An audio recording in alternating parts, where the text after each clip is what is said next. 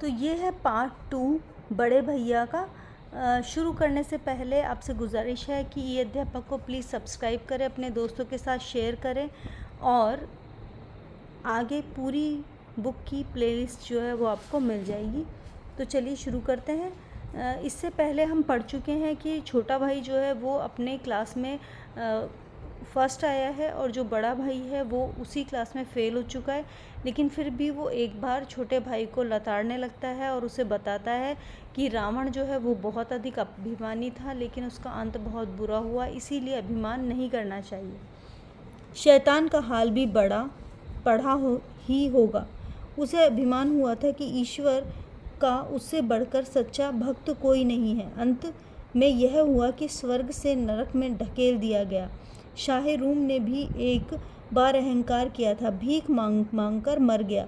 तुमने तो अभी केवल एक दर्जा पास किया है और अभी से तुम्हारा सिर फिर गया, तब तो तुम आगे पढ़ चुके। यह समझ लो तुम अपनी मेहनत से नहीं पास हुए। अंधे के हाथ बटेर लग गई, मगर बटेर केवल एक ही बार हाथ लग सकती है, बार बार नहीं लग सकती। कभी कभी अंधे के हाथ बटेर लगने का अर्थ होता है अपनी क्षमता से अधिक मिल जाना। कभी कभी गुल्ली डंडे में भी अंधा चोट का निशाना पड़ जाता है। गुल्ली डंडा जो है वो एक गेम है, अगर एक अंधा आदमी भी अगर उसे खेलेगा तो कभी कभी बाई चांस निशाना सही लग जाता है। इससे कोई सफल खिलाड़ी नहीं हो सकता। सफल खिलाड़ी वह है जिसका कोई निशाना खाली ना जाए।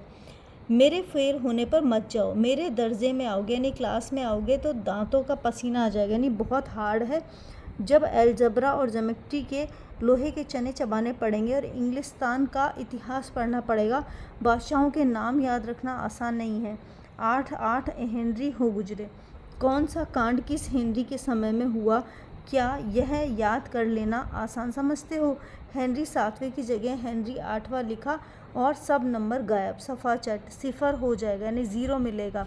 सिफर भी हो किस ख्याल में? दर्जे को जेम्स, दर्जनों तो जेम्स हुए, दर्जनों यानी 12 का जो आंकड़ा है उसको एक साथ दर्जन बोलते हैं। दर्जनों विलियम्स, कौड़ियों चार्ल्स, दिमाग चक्कर खाने लगता है। आंधी रोग हो जाता है। इन अभागों को नाम भी न जुड़ते थे, यानी उनके पास नाम भी नहीं थे। एक ही नाम के पीछे दोयम, सोयम, चाहरुम, पंचुम लगाते हुए चले गए। मुझसे पूछते तो 10 लाख नाम बता देता। और ज्योमेट्री तो बस खुदा की पनाह। अ ब ज की जगह अगर ज ब अ लिख दिया तो सारे नंबर कट गए। कोई इन निर्दयी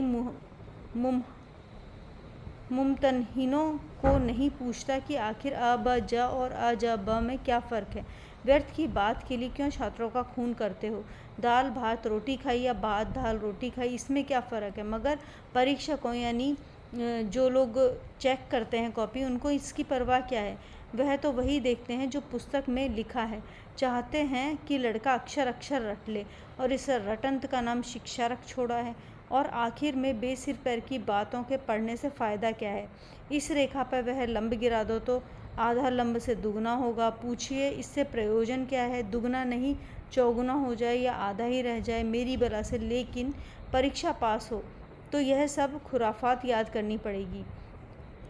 तो इस तरह से मैथ्स के अंदर उसने हिस्ट्री के अंदर और सब चीज़ों के अंदर बताया कि सब चीज़ों को पढ़ना बहुत ही मुश्किल है जब वो उसकी क्लास में आएगा।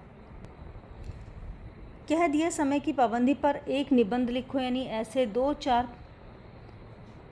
चार पन्नों से कम ना हो। अब आप कापी सामने खोलें, कलम हाथ में लिए उसका नाम को रोइए। कौन नहीं जानता कि समय का पाबंदी बहुत अच्छी बात है, इससे आदमी के जीवन का संयम आ जाता है, दूसरों का उस पर स्नेह होने लगता है, यानी टाइम मैनेजमेंट, पंक्चुअलिटी जो है वो अच्छी होती है और उससे कारोबार में उन्नति होती है। लेकिन इस ज़रा सी बात पर 4 पन्ने कैसे लिखें? जो बात एक वाक्य में कही जा सके उसे 4 पन्ने में लिखने की क्या ज़रूरत है? मैं तो इसे हिमाकत कहता हूँ। यह तो समय की किफ़ायत नहीं है बल्कि उसका दुरुपयोग है कि व्यर्थ में किसी बात को ठूंस दिया जाए। हम चाहते हैं आदमी को जो कुछ कहना है चटपट कह दे और अपनी राह ले, मगर नहीं, आपको 4 पन्ने रगड़ने पढ़ेंगे, चाहे जैसे लिखिए, और पन्ने भी पूरे फुल स्केप आकार के। यह छात्रों पर अत्याचार नहीं है तो और क्या है। अनर्थ तो यह है कि कहा जाता है कि संक्षेप में लिखो। समय की पाबंदी पर संक्षेप में एक निबंध लिखो जो 4 पन्नों से कम न हो। ठीक है, संक्षेप में 4 पन्ने हुए नहीं, शायद 100-200 पन्ने लिखवाते। तेज भी दौड़िए, इन अध्यापकों को इतनी तमीज़ नहीं है। तेज भी दौड़िए और धीरे भी, और है ना उल्टी बात या नहीं। बालक भी इतनी सी बात समझ सकता है, लेकिन इन अध्यापकों को इतनी भी तमीज़ नहीं है। इस पर दाव यह है कि हम अध्यापक हैं और मेरे दर्जे में आओगे लाला तो ये सारे पापड़ बेलने पड़ेंगे। तो इस तरह से अपनी क्लास के बारे में बताते कि स्टडी कैसी है, तब आटे दाल का भाव मालूम होगा। इस दर्जे में अव्वल आ गए हो तो ज़मीन पर पैर नहीं रखते, इसीलिए मेरा कहना मानिए। लाख फेल हो गया हूँ लेकिन तुमसे बड़ा हूँ। संसार का मुझे तुमसे ज़्यादा अनुभव है। जो कुछ मैं कहता हूँ उसे गिरह बांधिए और पछताइएगा। तो वो बोलते हैं कि चाहे वो फेल हो गए लेकिन अभी भी उनके पास जो नॉलेज है वो छोटे भाई से ज़्यादा है। स्कूल का समय निकट था, नहीं तो ईश्वर जाने यह उपदेशमाला कब समाप्त होती। भोजन आज मुझे निस्वाद सा लगा। जब पास होने पर यह तिरस्कार हो रहा है तो फेल हो जाने पर तो शायद प्राण ही ले लिए जाए। भाई साहब ने अपने दर्जे की जो पढ़ाई का जो भयंकर चित्र खींचा था उसने मुझे भयभीत कर दिया, यानी वो डर गया। स्कूल छोड़कर घर नहीं भागा, यही ताज्जुब है। लेकिन इतने तिरस्कार पर भी पुस्तकों में मेरी अरुचि ज्यों की त्यों बनी रही। खेल कूद का कोई अवसर हाथ से न जाने देता। पढ़ता भी मगर बहुत कम, बस इतना कि रोज़ का टास्क पूरा हो जाए और दर्जे में जलील ना होना पड़े। अपने ऊपर जो विश्वास पैदा हुआ था वह फिर से लुप्त हो गया और फिर चोरों का सा जीवन काटने लगा। यानी वो भाई से बच के और अभी भी खेलने के लिए जाने की फिराक में रहता था। फिर सालाना इम्तिहान हुआ, ईयरली टेस्ट हुआ और कुछ ऐसा युग हुआ कि मैं फिर पास हो गया और भाई साहब फिर से फेल हो गए। मैंने बहुत मेहनत नहीं की थी पर न जाने कैसे दर्जे में अव्वल भी आ गया, यानी वो उसने क्लास में टॉप भी कर लिया।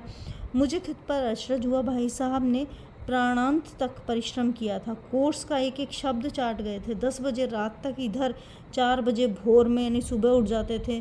6 से 9:30 बजे तक स्कूल जाने से पहले मुद्रा कांतिहीन हो गई थी, मगर बेचारे फेल हो गए। मुझे उन पर दया आती थी। नतीजा सुनाया गया तो वह रो पड़े। तो उनका बड़ा भाई जो है वो बहुत अधिक मेहनत करता था, लेकिन बच्चों केवल बुक सामने रखकर अगर आप पढ़ेंगे या पढ़ने का नाटक करेंगे उससे नहीं होता है। आपको मन लगा के पढ़ना होगा। जैसे छोटा भाई है जो जितने भी टाइम वो पढ़ता होगा वो मन लगा के पढ़ता होगा, चाहे वो बाकी टाइम खेलता ही रहे। इसीलिए वो क्लास में फर्स्ट भी आ गया। मैं भी रोने लगा। अपने पास होने की खुशी आधी हो गई। मैं भी फेल हो गया होता तो भाई साहब को इतना दुख ना होता, लेकिन विधि की बात कौन टाले। मेरे और भाई साहब के बीच अब केवल एक दर्जे यानी एक क्लास का अंतर रह गया और मेरे मन में एक कुटिल भावना उदय हुई कि कहीं भाई साहब 1 साल और फेल हो जाएं तो मैं उनके बराबर हो जाऊंगा, फिर वह किसी आधार पर मेरी फजीहत कर सकेंगे। लेकिन मैंने इस विचार को दिल से बलपूर्वक निकाल डाला। आखिर वह मेरे हित के विचार से ही तो डांटते हैं। मुझे इस वक्त अप्रिय लगता है अवश्य, मगर यह शायद उनके उपदेशों का ही असर है कि मैं दनादन पास हो जाता हूँ और इतने अच्छे नंबर लाता हूँ। अब भाई साहब कुछ नरम पड़ गए। कई बार मुझे डांटने का अवसर पाकर भी उन्होंने धीरज से काम लिया। शायद अब वह खुद समझने लगे थे कि मुझे डांटने का अधिकार उन्हें नहीं रहा, या रहा भी है तो बहुत कम। मेरी स्वच्छंदता भी बढ़ गई। मैं उनकी सहिष्णुता का अनुचित लाभ उठाने लगा। मुझे कुछ ऐसी धारणा हुई कि मैं पास हो ही जाऊं, पढ़ूं या ना पढ़ूं, मेरी तकदीर बलवान है। इसीलिए भाई साहब के डर से जो थोड़ा बहुत पढ़ लिया करता था वह भी बंद हो गया। मुझे कनकोए यानी पतंग उड़ाने का यानी काइट उड़ाने का बहुत नया शौक़ पैदा हो गया और अब सारा समय पतंगबाजी की ही भेंट होता था। फिर भी मैं भाई साहब का अदब करता था और उनसे नज़र बचाकर कनकौए उड़ाता था। मांझा देना, कन्नी काटना और पतंग टूर्नामेंट की तैयारी आदि समस्याएं शब्द गुप्त रूप से हल की जाती थी। मैं भाई साहब को यह संदेह न करने देना चाहता था कि उनका सम्मान और लिहाज मेरी नज़रों में कम हो गया है। एक दिन संध्या का समय था, यानी इवनिंग टाइम था। हॉस्टल से दूर मैं कनकुए यानी काइट लूटने के लिए बेतहाशा दौड़ता जा रहा था और आसमान की ओर देख रहा था और मन में आकाशगामी पथिक की ओर थी, यानी काइट की ओर थी जो मंद गति से झूमता हुआ पतन की ओर चला जा रहा था। मानो वह आत्मा स्वर्ग से निकलकर विरक्त मन से नए संस्कार ग्रहण करने के लिए जा रही है। बालकों की पूरी सेना लग्गे और झाड़दार बांस लिए हुए स्वागत करने की दौड़ में दौड़ी आ रही थी। किसी को अपने आगे पीछे की खबर नहीं थी। सभी मानो उस पतंग के साथ आकाश में उड़ रहे थे जहाँ सब कुछ समतल, न मोटर, न ट्राम, न गाड़ियाँ। तो सभी बच्चे जो हैं वो कटी हुई जो पतंग थी उसको पकड़ने के लिए दौड़े जा रहे थे। सहसा भाई साहब से मेरी मुठभेड़ हो गई, यानी उसके बड़े भाई जो हैं वो आगे से आते हुए उसे मिल गए, जो शायद बाजार से लौट रहे थे। उन्होंने वहीं हाथ पकड़ लिया और उग्र भाव से बोले, इन बाजारी लौंडों यानी लड़कों के साथ धेले के कनकोए के लिए दौड़ते हुए तुम्हें शर्म नहीं आती? तुम्हें इसका कुछ भी लिहाज है? अब नीची जमात में नहीं हो बल्कि 8वीं जमात में, यानी 8th क्लास में तुम आ गए हो। मुझसे केवल एक दर्जा नीचे हो। आखिर आदमी को कुछ तो अपनी पोजीशन का ख्याल रखना चाहिए। एक ज़माना था जब लोग 8वां दर्जा पास करके नायब तहसीलदार हो जाते थे। मैं कितने ही मिडिलचियों को जानता हूँ जो आज अव्वल दर्जे के डिप्टी मजिस्ट्रेट और सुप्रिटेंडेंट हैं। कितने ही 8वीं जमात के लोग हमारे लीडर और समाचार पत्रों के संपादक हैं, बड़े बड़े विद्वान हैं। उनकी मातहती। तो इस तरह से वो जब छोटे भाई को एक पतंग के पीछे दौड़ता हुआ देखता है तो वापस से बड़े भाई साहब जो हैं उसे डांटने लगते हैं और उसे एहसास दिलाते हैं कि अब वो 8वीं कक्षा में हो गया है, जिस क्लास में कई लोग जो हैं बड़े बड़ी पोस्ट के ऊपर काम कर रहे हैं, में काम करते हैं, और तुम उसी 8वें दर्जे में आकर बाजारी लौंडों के साथ इन कनकौओं के लिए दौड़े जा रहे हो। मुझे तुम्हारी इस कम अक्ली पर दुख होता है। तुम ज़हीन हो, इसमें शक नहीं है, लेकिन वह ज़हन किस काम का जो हमारे आत्मगौरव की हत्या कर डाले। तुम अपने दिल में समझते होगे मैं भाई साहब से महज एक दर्जा नीचा हूँ और अब उन्हें मुझको कुछ कहने का हक नहीं है, लेकिन यह तुम्हारी गलती है। मैं तुमसे 5 साल बड़ा हूँ और चाहे आज तुम मेरी जमात में आ जाओ और परीक्षकों का यही हाल है तो निस्संदेह अगले साल तुम मेरे समकक्ष आ जाओगे और शायद 1 साल बाद मुझसे भी आगे निकल जाओ। लेकिन मुझ में और तुम में जो 5 साल का अंतर है उसे तुम क्या खुदा भी नहीं मिटा सकता। यानी 5 ईयर का जो एज डिफरेंस है वो तो हमेशा रहेगा। मैं तुमसे 5 साल बड़ा हूँ और हमेशा रहूँगा। मुझे दुनिया का और ज़िंदगी का तजुर्बा तुम उसकी बराबरी नहीं कर सकते हो। तुम चाहे MA कर लो, DPhil हो जाओ, DLit ही क्यों ना हो जाओ। समझ किताबें पढ़ने से नहीं आती हैं, दुनिया देखने से आती है। हमारी अम्मा ने कोई दर्जा पास नहीं किया और दादा ने भी कोई 5वीं जमात के आगे पढ़ाई नहीं की, लेकिन हम दोनों चाहे दुनिया की विद्या पढ़ लें, अम्मा और दादा को हमें समझाने और सुधारने का अधिकार हमेशा रहेगा। केवल इसलिए नहीं कि वे हमारे जन्मदाता हैं, बल्कि इसलिए कि उन्हें दुनिया का हमसे ज़्यादा तजुर्बा है और रहेगा। अमेरिका में इस तरह की राज व्यवस्था और 8वें हेनरी ने कितने विवाह किए और आकाश में कितने नक्षत्र हैं, यह बातें चाहे उन्हें ना मालूम हो, लेकिन हज़ारों ऐसी बातें हैं जिनका ज्ञान उन्हें हमसे और तुमसे ज़्यादा है। देव ना करे आज मैं बीमार हो जाऊं तो तुम्हारे हाथ पांव फूल जाएं। दादा को तार देने के सिवा तुम्हें कुछ और ना सूझेगा, लेकिन तुम्हारी जगह दादा तो किसी को तार ना देते, ना घबराते, ना बदहवास होते। पहले खुद मर्ज पहचान कर इलाज करते, उसमें सफल ना हुए तो किसी डॉक्टर को बुलवाते। बीमारी तो खैर बड़ी चीज़ है, हम तुम तो इतना भी नहीं जानते हैं कि महीने का खर्च महीना भर कैसे चले। जो कुछ दादा भेजते हैं उसे हम 20-22 दिन में खर्च कर डालते हैं और फिर पैसे पैसे के मोहताज हो जाते हैं। नाश्ता बंद हो जाता है, धोबी नाई से मुंह चुराने लगते हैं। लेकिन जितना आज हम और तुम खर्च कर रहे हैं उससे आधे में दादा ने अपनी उम्र का एक बड़ा भाग इज्जत और नेकनामी के साथ निभाया है। कुटुंब का पालन भी किया, यानी बड़े परिवार को भी पाला है, जिसमें सब मिलकर 9 आदमी थे। अपने हेडमास्टर साहब को ही देख लो, MA हैं कि नहीं, और यहाँ के MA नहीं ऑक्सफर्ड के हैं, 1000 रुपये पाते हैं, लेकिन उनके घर का इंतज़ाम कौन करता है? उनकी बूढ़ी माँ।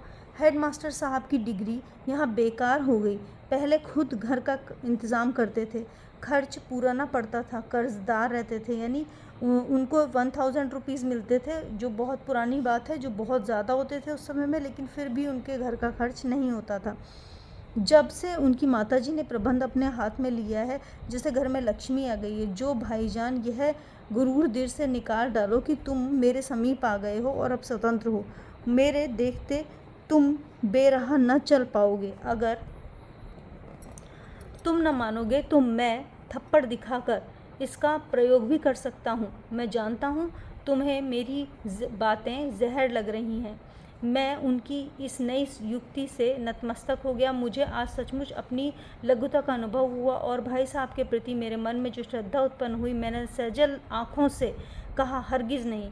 आप जो कुछ फरमा रहे हैं वह बिल्कुल सच है और आपको इसको कहने का अधिकार है। भाई साहब ने मुझे गले लगा लिया और बोले, मैं कनकव्वे उड़ाने को मना नहीं करता, लेकिन मेरा जी भी ललचाता है। लेकिन क्या करूं? खुद बेराह चलूं तो तुम्हारी रक्षा कैसे करूं? यह कर्तव्य भी तो मेरे ही सिर पर है। संयोग से उसी वक्त एक कटा हुआ कनकौवा हमारे ऊपर से गुजरा। उसकी डोर लटक रही थी। लड़कों का एक गोल गोल पीछे पीछे दौड़ता चला आ रहा था। भाई साहब लंबे हैं, उछलकर उसकी डोर पकड़ ली और बेतहाशा हॉस्टल की तरफ दौड़ने लगे। मैं भी पीछे पीछे दौड़ रहा था। तो इसके अंदर, इस कहानी में आपने देखा, प्रेमचंद जो हैं वो एक बड़े भाई के बारे में बता रहे हैं, जो अपने छोटे भाई से की अपेक्षा पढ़ने में हालांकि कमज़ोर है, लेकिन फिर भी वो कभी भी बड़े छोटे भाई को ये एहसास नहीं होने देता है कि वो उससे पढ़ाई में कमज़ोर है, तो किसी तरह कमज़ोर है। वो लास्ट में भी उसको ये बता देता है कि आपकी एज जो है वो मेरी एज से 5 साल का डिफरेंस है और मैं आपसे एज में ज़्यादा हूँ, तो मुझे आपसे ज़्यादा एक्सपीरियंस है लाइफ का। जैसे वो बड़े लोगों का भी उदाहरण देता है और लास्ट में छोटा भाई जो है वापस से बड़े भाई को का सत्कार करता है और वो उनकी बात मानता है। तो इसी के साथ ये अध्याय समाप्त होता है। आशा करती हूँ अच्छा लगा होगा। चैनल को सब्सक्राइब ज़रूर करें।